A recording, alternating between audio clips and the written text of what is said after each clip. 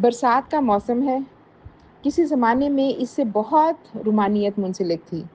ساون بھادو کے پکوان کا ایک اپنا لطف تھا، جس میں پکوڑے، حلوہ، پوڑے، بچیاں زرد رنگ کی اوڑھنیاں لیتی تھیں اور میر خسرو کے گیت گائے جاتے تھے۔ گئے وہ زمانے۔ اب فلیش فلڈز، کلاؤڈ برسٹ، موسلادھار بارش نے ہر کسی کو ہراساں کیا ہوا ہے۔ سڑکوں پر پانی، بجلی کا نظام درم بھرم۔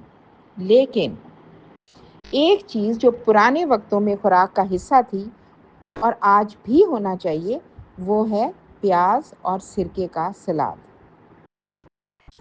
اس موسم میں اسے خوراک کا حصہ بنائیں اور آپ ساون میں ہونے والی جملہ بیماریوں سے محفوظ رہیں گے، جس میں سب سے زیادہ کامن ہے ہیضہ۔